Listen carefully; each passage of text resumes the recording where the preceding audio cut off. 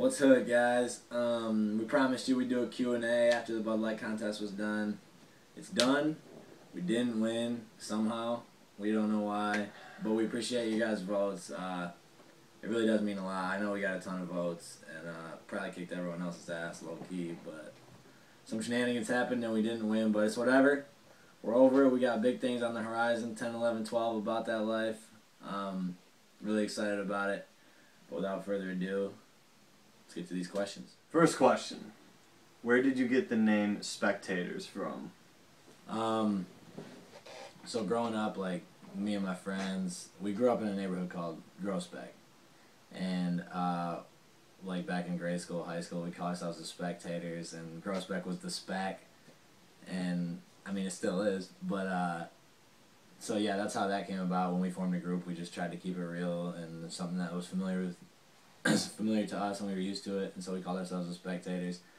And it kind of goes along the lines of, like, his stage name is Moe-T, mine's Packy, and we didn't just make those up out of thin air. Like, my parents called him Moe-T growing up, like it was this little nickname, and my grandpa called me Packy, and we just tried to keep it real, and that's just how all that came about.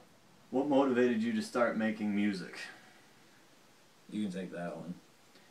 What a lot of you guys don't know is I started out as my own solo artist, rapping on my own. Started my own thing around 2008. Did it for a while. Eventually, me and Packy moved in with each other and just started messing around with music and creating stuff together. And eventually I realized that he was a better MC than I was, and I actually did a lot better behind keyboards and computers and things like that. And so eventually we just formed our own lane, but combined our talents to form the Specktators, and that's where we are now. But I mean, as far as what motivates us, you guys motivate us the most. Just kind of, you know, things around us too. But you guys keep us making good music, and we want to keep making it and putting it out for you. When did you guys start making music, and what was your first song? He started making music around like 07, 08. I joined him around 08, 09. And our first like real song was Do the Damn Thing. And we have a newer version of that on our website now on Finding Floss. But I mean, we used to mess around. We've got mad old songs that you guys will never hear, like just messing around at his old studio. And I mean, we started off just having fun with it, and shoot, I haven't heard any of those in a long time. It'd be kind of funny to go back and listen to those. But how did you two meet each other? Obviously some of you don't know, but we are actually brothers. He's 2 years older than I am, and so like somebody else on Facebook said, we met when I was born, basically. And, yeah. Basically. Pretty simple. Yeah. Which one of you gets more ladies? I'm spoken for, so talk to this dude. And we'll just leave it at that. Sorry, ladies. What happens to you, or what inspires you to make your music? Just... We both grew up listening to hip-hop and rap and really liked that stuff. I remember first people I listened to were like Eminem, Kanye, Common, Big L, Gangstar, Little Brother, like Nas, all those dudes, and I was just a fan. And I also, growing up, like even when I was a little kid, I loved to write. Like I'd write these little stories, and I mean... And so I just kind of combined them, and I think we both kind of just listened to the radio and things like that, and we're like, why can't we do that? And so we started trying, and we slowly got better and better, and now here we are now. What is the favorite song you have written? I don't really have a favorite song. I guess my goal when I'm writing songs is just that, and you guys can tell we have a lot of different type songs. My goal is just to make sure that if I'm doing one song, I want you to feel this way about it, and I want you to really feel that way. Like, I want you to feel that emotion, and then I can make a completely different song, and you feel that way strongly. Like, for example, if you got some song about, like, a breakup you had with your girlfriend, then I want you to, like, feel that. I want you to either like go through that again or like help you get over it or something like that. And then we can make a song about going out and having a good time on the weekend, partying with your friends. And I want you to just be hyped to go do that and have a good time and let loose and get faded. And I want you to like just be in the moment in that song. And so I guess I don't really have a favorite that I've written. I just hope that, and I love getting feedback from you guys, like saying that something helped you get through something, or you really like this one when you're doing something. I just want you guys to connect with the certain song. So yeah. I don't really have a favorite. Our goal is more to invoke emotion when we're making whatever type of song, and if we do that well, it becomes one of our favorites. We don't really get a chance to enjoy our finished product as much because we're always looking to make the next product. So I really haven't developed any favorite song that we've really made just because I don't really have time to listen. As we're making the projects, like for example, About That Life, like we made a few songs at the beginning of the process and I was loving them and I was like, man, this is going to be dope. And then you get like a few weeks, month later, and you're sick of hearing those songs, and the new ones that you're making are your favorites, and so you know how songs get old and stuff like that, and you're on to the next one, and that's why we're always focusing on the next project and the next song and stuff like that. Which mixtape did you have the most fun making? We've only made 2 official mixtapes, Familiar with Floss and The Sunroom. Familiar with Floss was definitely way more of a process, a lot of his beats and more songs in general, so that was the most fun. We had a lot of fun with that. It was our first like real project, and project's always going to be the most fun. It was super fun. Wait, what was your favorite music video to make? Well, first of all, we've made 4 music videos. EL Girls, Neon Lights, Cannon. 5. Tell me, 5 music videos, and the first 2 were made out of house. Like other people made them for us, shot them, edited them. Neon Lights and EL Girls, and like those were fun. We had good times with those. They each have their own little stories. And then after that, we have our own in-house photographer. His name's Aaron Bell. He goes by Boogie, and any photography or videos you see are usually shot by him. The videos Moe-T edits, Boogie shoots them, and but as far as favorite goes, I would say the About That Life preview. Yeah. I like that one the best. Too, yeah. And that song has a name, by the way, and it's not About That Life, but you'll see when the track was dropped. Who's your favorite rapper? Who do you look up to? I don't really have a favorite rapper. I mean, do you? No, not really. I like too many different ones, and I listen to too many as they come and go. Some of my favorites are Kanye, Jay-Z. Right now I like Kendrick Lamar and A$AP Rocky. I like Drake, Big Sean. I've always been a fan of Lupe. Dom Kennedy I like right now. A bunch of different guys. I'm not too picky. I mean I like different stuff, and I like to keep up on the new guys, and J. Cole. How did you meet Nobody Epic and the crew? You can take this one. So way back when, well, not that far back, but like February. It's kind of hard for us to remember because it was right when we were starting to prepare Familiar with Floss. And we had already come out with a version of Refs that was different than what you guys are hearing today. Nobody Epic hit us up and wondered if he could use one of our songs in his videos, and we just gave him permission to use whatever he wanted, and come to find out he started using Refs obviously as his intro song for Shit From Last Week.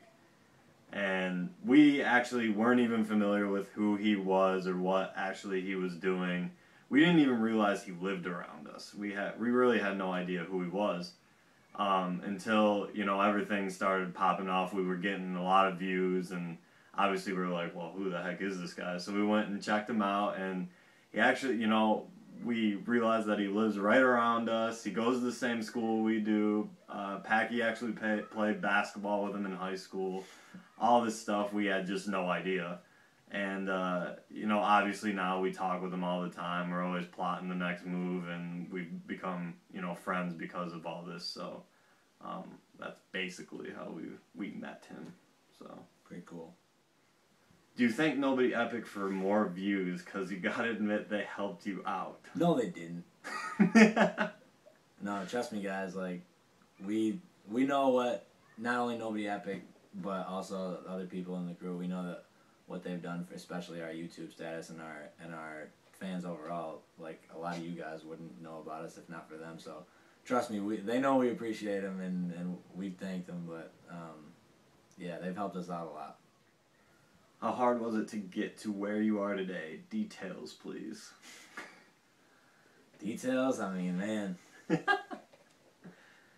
First of all, if you haven't like already, just go through our YouTube channel and look at some old videos and stuff. There's some pretty cool stuff on there.